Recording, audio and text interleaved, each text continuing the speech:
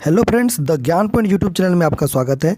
जैसा कि आपको पता है, बीपीएससी और शिक्षा विभाग से जुड़े हुए सारे खबर लाता हूँ। साथ साथ मेरा ऑफलाइन और ऑनलाइन दोनों क्लास चलता है। तो मैं आज आपको कहीं ना कहीं बीपीएससी से जुड़े हुए सारे संभावित प्रश्न मैं आपको बताऊंगा। साथ खास करके आज मैं साइंस से जो क्वेश्चंस आते हैं और वो मैं आपको बताऊंगा। साइंस में सबसे ज़्यादा बायोलॉजी से क्वेश्चंस देखने को मिलता है। बीपीएससी का पिछला रिकॉर्ड आप देखोगे तो बायोलॉजी से बहुत क्वेश्चन आएगा। और सीरीज को स्टार्ट करने से पहले मैं आपको बता दूं, मेरे चैनल को लाइक कर दीजिए, सब्सक्राइब कर दीजिए। चूँकि मैं बहुत कम बोलता हूं लाइक और सब्सक्राइब करने के लिए, तो आप लोग प्लीज़ हमारी भावनाओं को समझिए और लाइक और सब्सक्राइब कर दीजिए। तो मेरे साथ बने रहिए। आज मैं आपको इनका मैं पीडीएफ भी आपको दे दूंगा। तो देखिए क्या क्वेश्चन हैं। जो पहला क्वेश्चन है वो देखिए, मानव में अमोनिया को यूरिया में कौन बदल देता है? तो वो लीवर है। तो लीवर क्या करता है कि अमोनिया, देखिए अमोनिया बहुत पॉइजन है, वो जहरीला है। वो यूरिया को जो वो क्या करता है, वो अमोनिया को यूरिया में बदल देता है। तो लीवर और यकृत, देखिए यकृत और लीवर दोनों एक ही शब्द हैं। तो यूरिया का निर्माण कहाँ होता है? तो यूरिया का निर्माण, दूसरा क्वेश्चन है, यूरिया का निर्माण कहाँ होता है? तो यूरिया का निर्माण यकृत में होता है। देखिए तीसरा क्वेश्चन क्या है, मांसल नलिकाएं होती है जो मूत्र को गुर्दे से मूत्राशय की तरफ आगे ढकेलती है।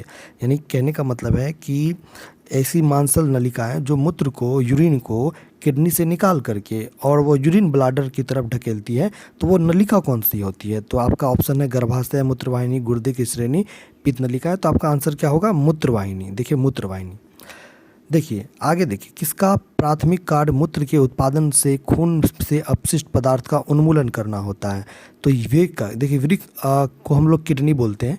तो देखिए किडनी का काम होता है कि मूत्र के उत्पादन से जो खून के अपशिष्ट को निकाल देना। जिनका ये किडनी खराब होता है तो आप उनको देखोगे उनके यूरिन के साथ साथ कहीं ना कहीं ब्लड भी निकलने लगता है, वो बुजुर्ग होने की स्थिति में। किडनी की संरचनात्मक इकाई नेफ्रॉन होती है। छठा जो क्वेश्चन है वो देखिए, गुर्दे न केवल उत्सर्जन अंग होते हैं, इनके कार्य को पूरकता प्रदान करते हैं। तो वो लीवर। नेफ्रॉन संबंधित है वो उत्सर्जन से। देखिए उत्सर्जन तंत्र से ही नेफ्रॉन रिलेटेड होते हैं। आप 10th में इस चीज़ को आप पढ़े होंगे।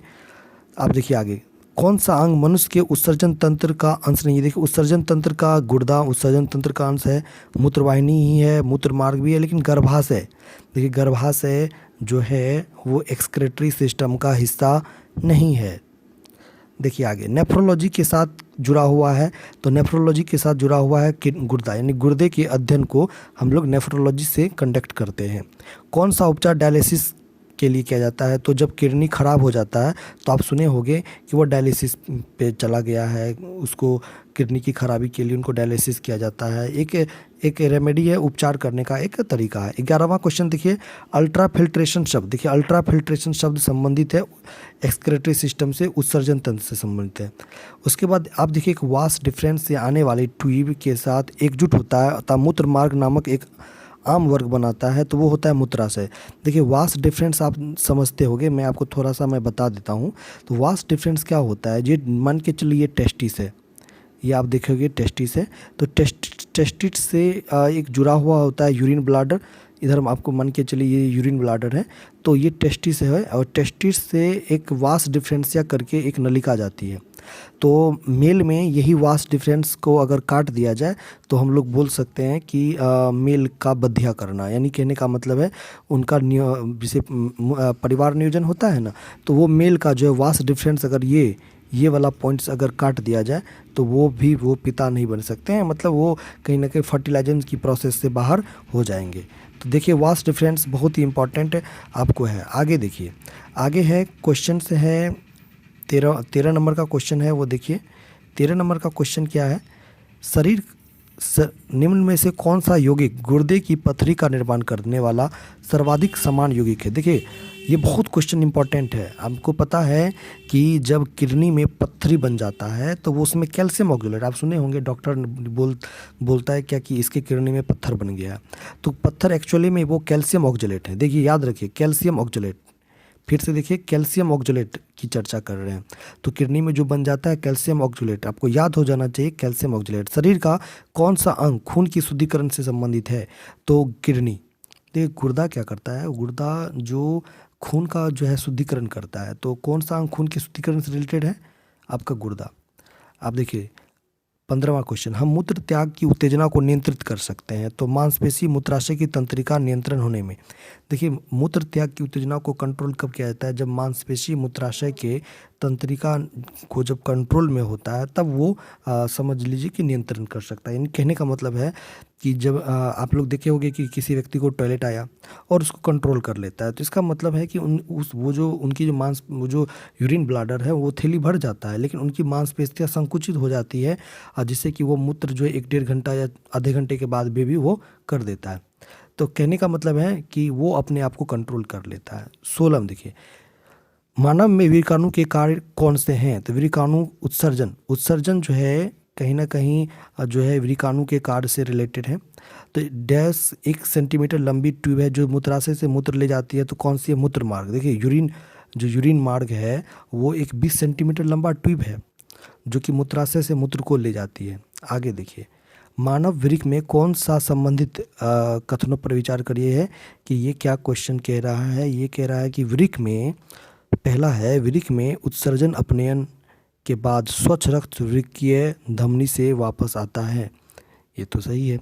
दूसरा देखिए, वोमन संपुट में निष्पदित द्रव्य लघु नलिकाओं से गुजरता है जहां अधिकांश ग्लूकोज को पुनर्अवशोषण होता है और वृक्कीय सिरा में रक्त के पास वापस भेज देता है, तो ये भी सही लग रहा है। तो आपका आंसर होगा दोनों। आगे देखिए, दूसरा सवाल है कि मनुष्य के शरीर में मुख्य नाइट्रोजन अपशिष्ट कौन सा होता है। देखिए यूरिया। देखिए यूरिया जो मनुष्य के बॉडी में होता है उसमें नाइट्रोजन की मात्रा तो रहेगी। दूसरा देखिए, विश्व मनुष्य के शरीर में खून के शुद्धिकरण की प्रक्रिया डायलिसिस, जैसा कि पहले भी आप जान चुके हैं। उस विकल्प को चुने जो अन्य तीनों से अलग है।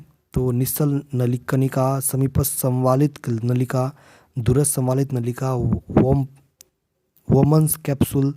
तो ये जो निश्चल कनिका होगी, चूँकि सारा नलिका है और वो कनिका है, तो इस चीज़ को ध्यान में रखिए।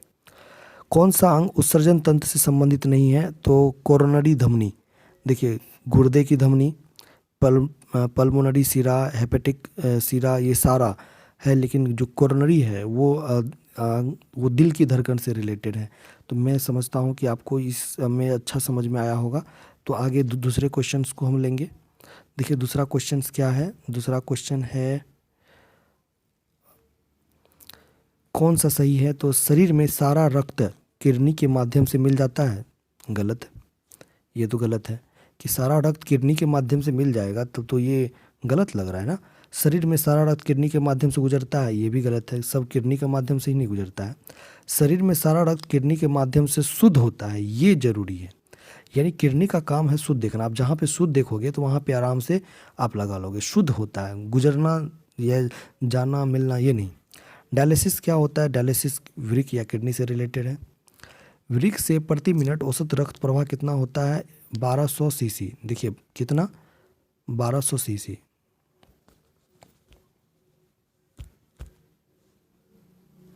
तो 1200 सीसी रक्त प्रवाह होता है। जब वृक्क कार्य करना बंद कर देता है तो कौन सा पदार्थ जम जाता है, तो वो होगा, देखिए जब वृक्क कार्य करना बंद कर दे तो आपका शरीर में वसा नहीं होगा, शरीर में प्रोटीन भी नहीं, शरीर में शर्करा भी नहीं। तो जब वृक्क कार्य करना बंद कर दे तो आप जानते हो अपशिष्ट पदार्थ जमेगा, ब्लड में जो अपशिष्ट पदार्थ जो है वो जमेगा। अब आगे देखिए दूसरा क्वेश्चन क्या है, यूरिया में किसके द्वारा रक्त से पृथक किया जाता है, तो वो किडनी के द्वारा ही जो है रक्त से पृथक किया जाता है। आगे देखिए क्वेश्चन, निम्न से कौन मानव गुर्दे का समान कार्य नहीं है, तो मानव गुर्दे का समान कार्य ये नहीं है कि रक्त में शर्करा की मात्रा नियंत्रण, इसका कोई मतलब ही नहीं है। कंट्रोल क्या करेगा, जल की मात्रा को कंट्रोल करेगा, यूरिया को छानेगा, स्त्रवण भी करेगा, लेकिन कंट्रोल ग्लूकोज को कंट्रोल करे ये नहीं होगा। देखिए 29वां क्वेश्चन क्या है कि मानव की वृक्क में पथरी जमता है में पाए जाने वाला रासायनिक यौगिक क्या है, तो वो कैल्शियम ऑक्जेलेट। ये बहुत इंपॉर्टेंट क्वेश्चन है। मूत्र के पीला रंग किसके मौजूद होता है, यूरोक्रोम। देखिए यूरोक्रोम के कारण मूत्र का पीला रंग हो जाता है, यूरोक्रोम। बहुत ही इंपॉर्टेंट क्वेश्चन है। कृत्रिम गुर्दा में किस सिद्धांत पर कार्य करता है, तो ये डायलिसिस। वही डायलिसिस कोई उल्टा पुल्टा करके क्वेश्चन पूछ रहा है। हेनली का लूप का कार्य संबंधित है उत्सर्जन तंत्र से, हेनली का लूप जो है उत्सर्जन तंत्र से रिलेटेड है। मूत्र में जल के बाद सर्वाधिक मात्रा में पाया जाने वाला पदार्थ है यूरिया। देखिए मूत्र में सबसे ज़्यादा जल रहता है, ये आप जानते हैं, लेकिन उससे भी ज़्यादा ये है कि यूरिया रहता है, जो कि प्रतिदिन आप 1.5 लीटर के आसपास मूत्र का विसर्जन एक मनुष्य करता है। एक व्यक्ति अपने भोजन में प्रोटीन को ज़्यादा मात्रा में लेता है तो वो क्या उत्सर्जित करेगा? ऑब्वियसली है कि आप यूरिया करोगे। तो कहने का मतलब है कि अगर प्रोटीन ज़्यादा लेगा तो यूरिया ही करेगा, ठीक है, इसलिए प्रोटीन कम खाइए। नहीं तो यूरिया होगा तो यूरिया होने से क्या होता है कि अगर शरीर में जहाँ पे यूरिया हो जाएगी तो वहाँ पे अकड़न हो जाएगा, कहीं ना कहीं पाँव में या जॉइंट पेन होगा, ये सब लक्षण आमतौर पे देखने को मिलेगा। तो मैं समझ सकता हूँ कि मैं आपको आपके सवालों का जवाब दे पाया। और मेरे और सारे यूट्यूब वीडियो हैं जो कि आपको मिल जाएंगे, आप चैनल पे देखिए। और साथ में मैं आपको बता दूं कि बहुत सारे क्वेश्चंस भी हैं जो कि आपको कहीं ना कहीं मैं मैथ का भी सॉल्व करवाता हूं, तो उस चीज़ को भी देख लीजिएगा। देखिए थोड़ा सा मैं आपको बता देता हूं। देखिए ये किडनी का ये है, ये आंतरिक संरचना है, 2 भागों में ये विभाजित होती है। तो बाहर वाले भाग को हम लोग कॉर्टेक्स बोलते हैं, अंदर वाले भाग को मेडुला बोलते हैं। तो बाहर वाला जो भाग है किडनी का, ये जो देख रहे हो भाग, ये कॉर्टेक्स है। और अंदर वाला जो भाग आप देख रहे हो तो उसको हम लोग बोलते हैं मेडुला, यानी ये वाला पार्ट जो देख रहे हो, ये वाला पार्ट, ये मेडुला हो गया, ठीक है। और कॉर्टेक्स वाले भाग में कुछ तंतुनुमा संरचना पाई जाती है जिसको पिरामिड बोलते हैं। तो ये जो अंदर में आप देखते हो इस टाइप का संरचना है, उसको पिरामिड बोलते हैं, ठीक है। और साथ में बता देते हैं कि प्रत्येक जो किडनी होती है, और ये जो आप देख रहे हो ना, ये है आपका यूरिनरी, ये तो यूरिनरी ब्लैडर आपका ये हो गया।